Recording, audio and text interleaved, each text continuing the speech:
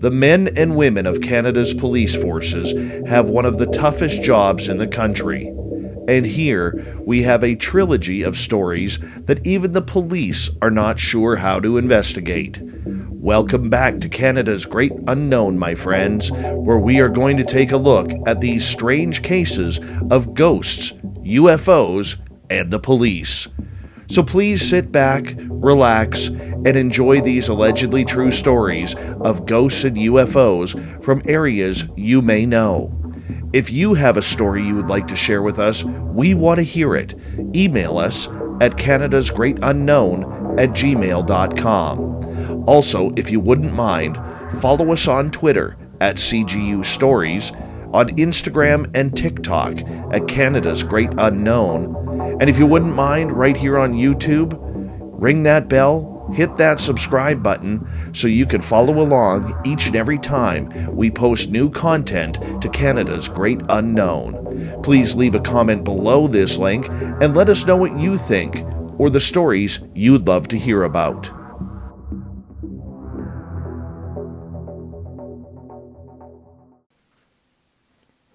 I am a highway patrol officer, and one night I was working the night shift. It was my job to make sure that people aren't breaking the law while driving, whether it's speeding or driving erratically. As a veteran police officer, I'm not as gung-ho about flashing my badge and handing out tickets like a bunch of the younger guys on staff. No, I still like to hear a story and give people a break as much as I can. Over my years as an officer, I have seen it all, that nothing really phases me anymore. My highlight in my career, one time when I was pulling over a truck for speeding. I thought I was at the beginning of a high-speed chase. When I pulled the driver over, I got out of my car, walked over to the window to see why he was driving so fast, only to find out that the driver's wife was in the process of giving birth and he was racing to the hospital. I ended up helping deliver a beautiful baby boy right there on the highway. Hell, I even had a tear in my eye over that one. When the ambulance had arrived, I gave them a police escort to the hospital and waited there until I knew mom and baby were okay. I later found out that that little guy has my name as his middle name. What an honor that is. But telling my police stories aren't the reason why I'm here. It was on this stretch of highway that I patrol in the middle of Ontario. I'm keeping my location vague because I'm still on active duty, and I really want to keep my location off the books. On this stretch of highway, we have this legend of a ghost car. It's only been seen a handful of times, and I've never believed in that type of folklore or paranormal garbage until it happened to me. The legend goes on that an old bank robber in the 60s was in a high-speed chase trying to get away from the cops after a string of robberies. During the chase, he allegedly went around a corner too fast, causing him to lose control of his vehicle, and it started rolling. Because seatbelt laws weren't in effect back then, when the car started rolling, the momentum ejected him from the car, and the car ended up rolling over him, killing him instantly. The legend still has people reporting that they've seen this black ghost car without lights racing past them on the highway. This legend has even been known to cause a couple of big car accidents as well. I used to laugh and make fun of the guys who'd come into the station after their shift talking about how they had seen the ghost car race past them. I'd ride their asses a little bit, asking why they didn't pull them over. They'd roll their eyes at me and just shake their head. Hey, I'd been patrolling that stretch of highway for the last 14 years. I've never seen anything like that. Why would I believe them? We'd give little pot shots to each other. I'd tell them that they'd been at the end of their shift at the end of their work week, and they were just too tired to understand reality from fiction at this point. Typical jabbing that happens between fellow officers to help keep our moods calm and our spirits up. This night, it was a rainy night. It was spring, and I started my shift at 7, going right until 7 a.m. It was the first of a 4-night shift, and to be honest, I didn't mind working the nights. To me, it was more relaxing. Being divorced, I preferred working the nights, and allowing the guys with families to spend their time at home with their spouses and children. I never had kids, so it made life easier when my ex and I split up. Anyways, back to my story. You're not here to hear about my personal life. On this rainy night, the highway was pretty slick, as the temperatures hovered just above freezing. Rain and freezing temperatures are a dangerous time on the highway, and even in early spring, it could still get cold overnight. Looking at my logbook, since I've always been a stickler for writing things down, it was around 1:30 in the morning. I had set up a speed trap in the middle of the highway running north and south. I was watching the southbound lanes. On this night, 6.5 hours into my 12-hour shift, things were pretty basic and normal. I had already pulled over a couple of people this night, but I was in a good mood and let them both go with warnings. The wet roads were hindering visibility as the rain was coming down pretty hard, and the vehicles on the highway, especially the semi-trucks, were kicking up walls of water being sprayed all over the place from their tires. There was a convoy of 3 semis coming along the slow lane as their lights caught my attention. I looked north to watch them pass when I heard on the radio, as I was monitoring their channel, that there was some goofball passing the first truck and he didn't have any lights on. I radioed into the 3 that I was just ahead about half a click and asked them to slow down a bit, stating that I'd be pulling out with my lights on once this guy passed me. I love dealing with truckers. They have a real respect for the road, in my experience, and a couple of times they've actually helped us out by slowing down traffic enough to let us catch some bad guys. All 3 drivers radioed back, saying that they would be slowing down, allowing me the time to get out and into the fast lane and pull this guy over. As soon as I went radio silent with them, I saw the image of an older vehicle racing down the fast lane with no lights on. As the car passed me, I quickly turned on my lights and I pulled out from the medium and onto the highway to slow this guy down.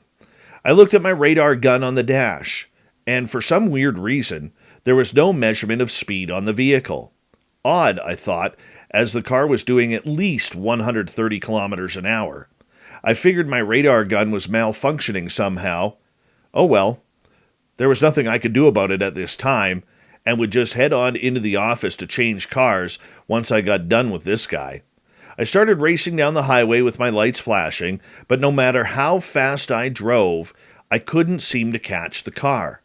Now, our vehicles are equipped with engines that we could push pretty hard and fast. I was able to drive up within a couple hundred yards of the suspect, but never any closer. He had to have seen me, because there was no slowing down for this driver. I radioed in that we may have a high-speed chase on our hands and called for backup. My backup, well, we'll call her Carla, radioed in, stating that she was about 10 minutes ahead and ready to help pick up the chase with me. She had positioned herself on the other side of a bridge heading southbound. The bridge was all lit up, and at that point we'd be able to see the make and model of the vehicle, as well as maybe how many people were in the car.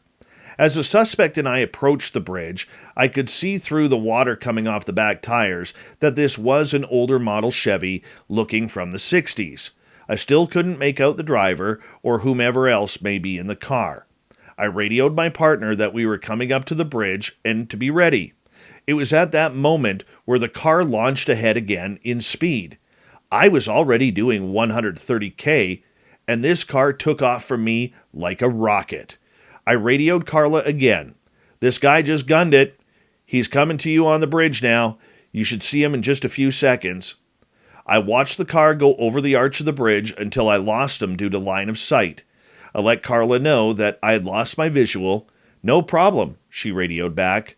I'll pick him up and you can catch up. Not even seconds later, as I crested the bridge, I still couldn't see Carla's lights on ahead. That was funny to me. I radioed Carla. Where are you? She replied, I'm right here waiting. What? I said. He hasn't passed you? There hasn't been a car that's passed me yet, she stated. I have visual on you, though, she said. Dumbfounded, I turned off my lights, signaled, and slowed down to bring my car into where Carla was parked, waiting. I radioed dispatch, signaling an end to the chase, not really knowing what to say. I slowly pulled up to Carla's car, put down my window, and said, "You didn't see that car?" "Sir, there was no car," she replied. "There hasn't been a single car that came off that bridge before I saw you." It was at that point I realized that this car had just vanished. At the end of my shift, there were a couple of officers in the lunchroom grabbing coffee. I walked in to grab my own cup of hot tar. They were laughing at me, smirking, giggling, pointing their fingers. "So, Sarge, chasing ghost cars again?" I just shook my head because what else could I do? I took a sip of the strong coffee, sighed, and said, "I guess the legend is true. That was the weirdest damn thing I've ever seen in my career."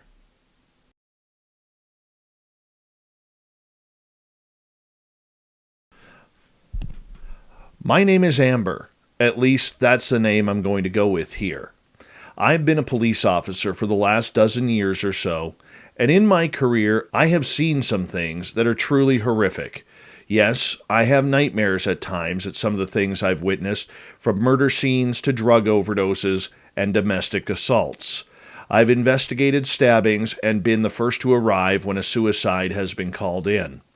Being a police officer has really turned me into an introvert in my private life. I thank God for the support I get from my family and our counselors for allowing me to remain somewhat sane in this world. I also thank my trusty dog for being a big part of my daily healing. He's the best friend I needed in my life, outside of my husband and our daughter. I really don't know how much longer I can take this career when all you ever see is the wrong side of humanity. But I haven't lost hope.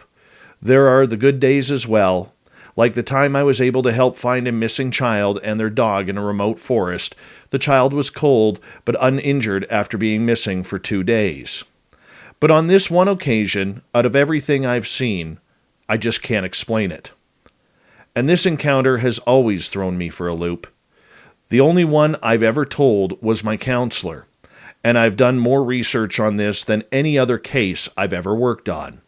To my amazement, I'm surprised how many other officers around the world have eyewitnessed the same thing. Due to the fact that this only happened a couple of years ago, I'm going to keep my location and the details around it to the side. I will say this, though. It did happen in eastern Canada, along a busy stretch of road. It was a long weekend, and in our area, long weekends can be hell on the highways, as everyone is racing to cabin country to get away from the big cities and refresh their bodies, minds, and souls. The problem is they bring their road rage with them, in a race to get in an extra few minutes of relax time on their weekend getaway. I arrived on the scene of a 2-car accident along one of these crossroads, we'll call it, and it was heading into one of the most popular cottage areas. I was the second officer on scene, and the ambulance had arrived right behind me. It was a head-on collision that sent one car down an embankment and into a marsh that was filled with water. Looking down at it, we could only see the tips of the 2 rear tires and part of the back bumper of this SUV sticking out of the water. Apparently, at the time of the accident, the car that stayed up on the road crossed the center line and torpedoed into the front driver's side, sending the vehicle rolling 3 times before it rolled down the embankment and into the marsh. Ugly for sure. We later found out that the driver of the vehicle that had the accident had suffered a seizure. He did survive. I walked over towards where the vehicle had gone in. In talking with the other officer, we were in rescue mode, along with some citizens who had stopped to help out at the scene. We needed to try and get the people out of the car. We had no idea at that time if they were trapped, if they were dead, or if they were alive. I saw this little girl standing on the side of the road, looking down the embankment, crying. I walked over to her. I was surprised that no one was with her. Her clothes were soaked, and it looked like she had a cut on the top of her head. She may have been 3 years old, maybe 4. She was pointing down at the car, sobbing, saying, "Mommy, Daddy, Big Ben." I asked her if she was all right. She kept repeating those words, "Mommy, Daddy, Big Ben." At this point, I started putting 2 and 2 together, thinking somehow this little girl, upon impact, and the vehicle rolling, miraculously was thrown out of her car seat and then out of the vehicle and onto the edge of the water. I thought maybe one of the witnesses on the scene must have went down there and picked her up, bringing her to safety. But why leave her alone? I bent down and sat next to the little girl. The emergency trucks arrived, and the rescue teams rushed to get into the water with my partner and the witnesses to get the person or people out of the SUV. I continued trying to console this little girl, telling her that everything was going to be all right. I told her that I was a police officer and a mommy too, and that we were here to help her and her mommy and daddy, and of course, Big Ben. The rescue team within minutes had one of the back doors open, and that's when I saw a terrified dog swim out and away from the rescuers. "Big Ben," the little girl said, as she pointed down to her black dog. She then kind of giggled in happiness seeing her doggie come out safe. Rescuers quickly corralled the dog and brought him up to the emergency vehicle to make sure he was okay. "What is your name?" I asked the little one. "I'm Sammy." "Hi, Sammy. My name is Amber." "I'm glad to meet you and to keep you safe." She smiled and said hi back. But then Sammy said something strange. "I go now. I got to go." I was thinking that she wanted to see her dog. I turned to see where the dog really was, and then I quickly turned back to Sammy to tell her that I would take her to her puppy, but she was gone. I stood up, wondering how a toddler could escape from me so easily. It was then I heard one of the rescuers say, "We have 3 deceased people in the car." I watched as rescuers pulled a lifeless child out from the back of the vehicle. I looked and thought, it couldn't be. When they brought the little one's body up to the ambulance to see if there was anything we could do, I rushed over, and it was Sammy, the same little girl that was just by my side. I immediately went into shock. How could this be? I slowly backed away from the scene, turned, and walked over to my patrol car to catch my breath. I sat in my car, teary-eyed, wondering what the hell is going on here. I've seen dead bodies before, and unfortunately, dead children before. But this one hit me.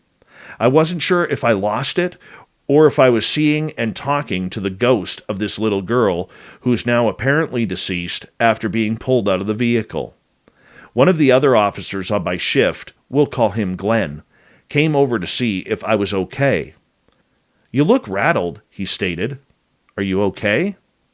I replied, "Yeah," as I took a deep breath and sighed. "I'll be fine." I got out of my patrol car and continued on with my job. I watched the other 2 bodies being pulled from the vehicle, 1 man and 1 woman. No one else was inside the SUV. After a number of minutes, one of the rescue attendees handed me a wallet and a purse. I saw their names. It was a husband and wife. In the wife's purse, I saw the health card for a child, whose name was Samantha, Sammy for short. I felt that lump in my stomach coming back. A couple weeks later, I found out the dog, Big Ben, was actually taken to the SPCA, as apparently there wasn't any family that could handle or have a big dog like him. I immediately went down to the shelter and adopted him that day. There was no way I was allowing this dog to go anywhere else, especially after the trauma he had. Funny part about it now, even though I still don't really believe in ghosts, I do think that Big Ben still plays with Sammy. Every now and again, I see him roughhousing around the house, like he's happy and he's being chased by someone, or now, something. I don't know what to believe. All I know is this is what I experienced. Maybe Big Ben has experienced it as well. After all, going back to the crash scene in my head, Sammy was there and was very concerned about her doggie. And Big Ben made it out safe and continues to have a loving home until the rest of his time, when he can go back with Sammy and her parents again.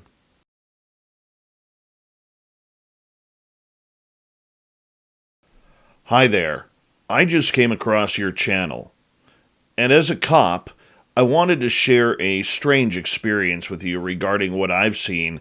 Now, I've been a Mountie for the last 15 years, and let me tell you, we get called out to some pretty strange cases that just don't make sense.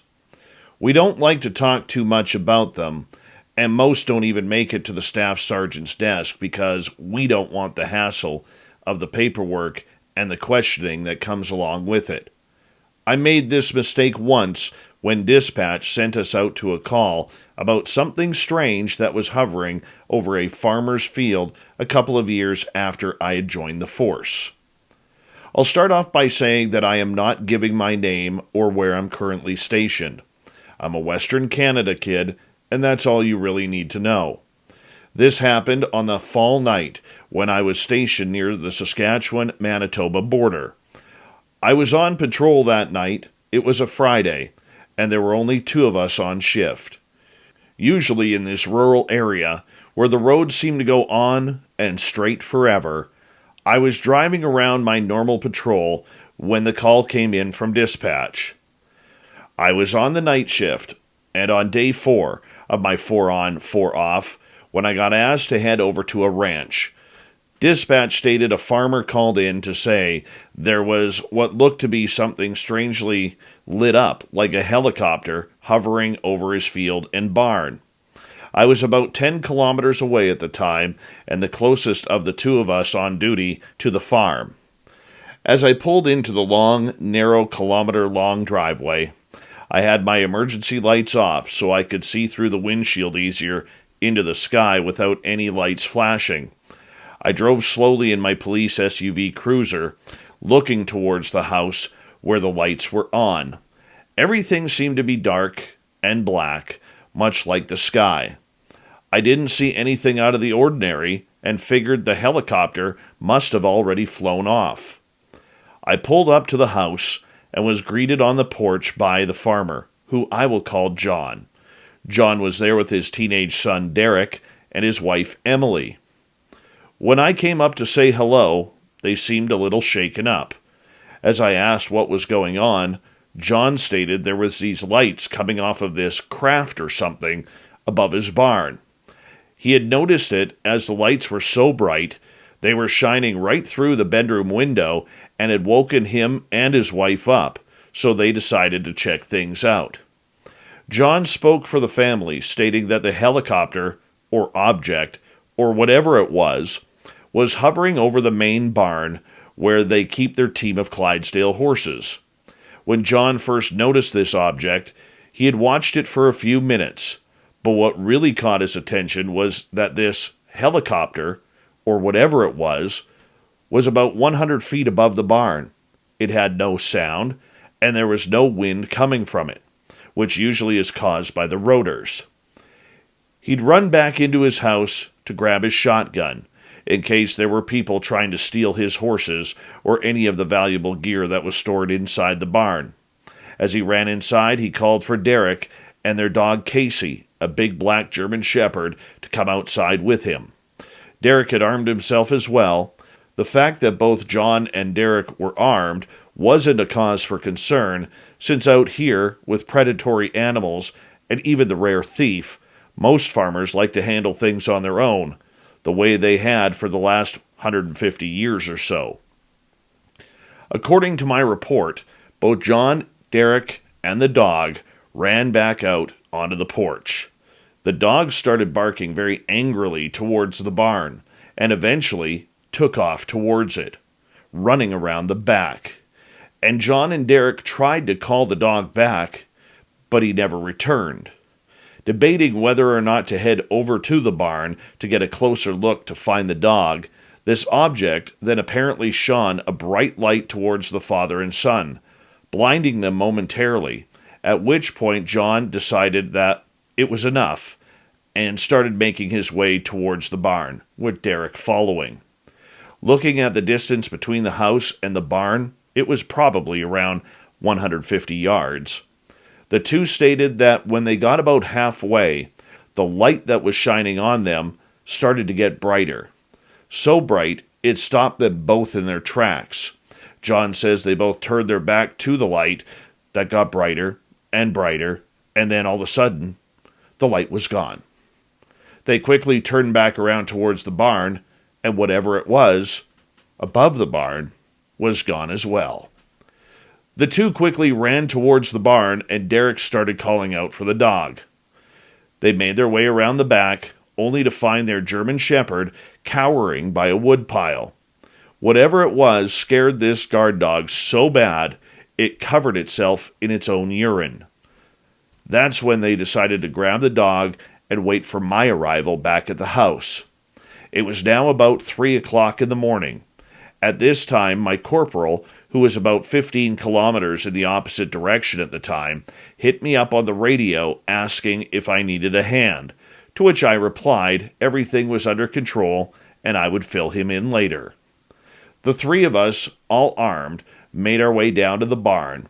We all had flashlights and took our time, as we decided we were going to circle the barn before entering to see if anything had been disrupted inside. John and Derek started by taking me to where they found their dog. You could easily see the wet spot on the ground where the dog was lying and had pissed all over himself. As we continued around the barn, there was this strange odor, almost like sulfur or rotten eggs. I don't know how to explain it.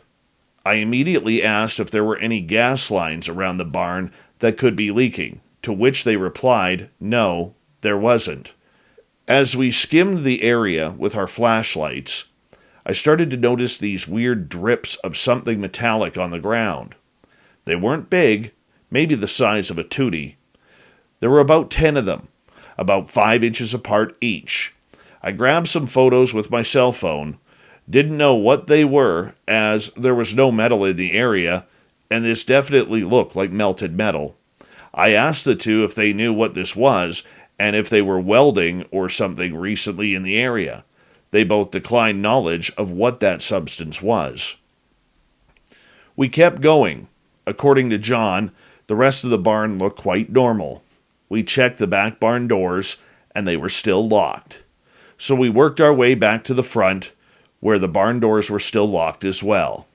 Derek had the keys and unlocked the barn doors. This is where we smelled that rotten egg smell again. The barn was big enough for a team of 6 Clydesdales. Derek went in first to turn the lights on. According to him and John, everything looked normal at first, but we decided to check it out anyways. We checked the hay bales and then checked the tack room.